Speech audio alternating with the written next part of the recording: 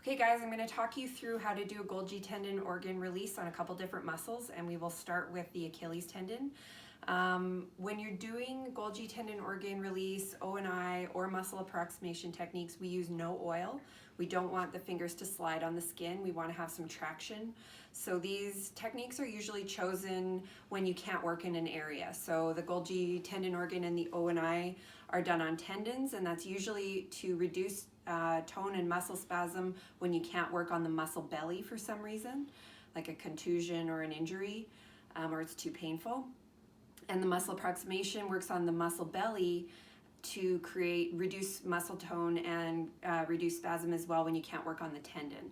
So all of these techniques use about 2 pounds of pressure. This is why I think it's really important for you guys to have a bathroom scale. If you can have access to a bathroom scale, put it down on a hard surface and practice pressing down and seeing what 2 pounds of pressure feels like. It's the only way that I can really show you how to create that pressure without actually being there. So give that a try. There'll also be some cues when you're working on your clients as to whether or not you're using the right amount of pressure. So let's do the Golgi tendon organ release on the Achilles tendon. So we know where the Achilles tendon is. That's the most important thing. Are we in the right place? Luckily, the Achilles tendon is the largest tendon in the body, and it's easily located. You're gonna have to have a pillow or a support under the ankle in order for the foot to be able to kind of passively hang. If you were in full extension, plantar flexion, on the table without a pillow there, you wouldn't be able to properly create a release on the tendon. So make sure you have proper support under the ankle.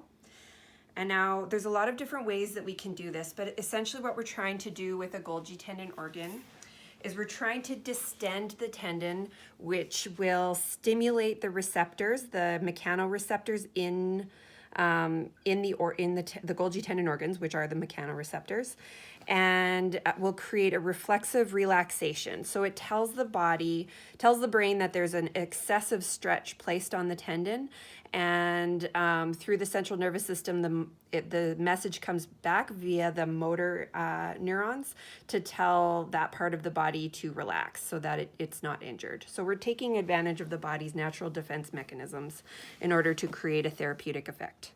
So you can create either a C or an S curve with the tendon. So I'm going to show you an S curve. So we want to go up closer to the musculotendinous junction, because if you remember from the lecture, that's where the majority of the Golgi tendon organs are found. So if we're down here closer to the calcaneus, we're not affecting the most number of Golgi tendon organs. We want to move our way up a little bit closer to the musculotendinous junction.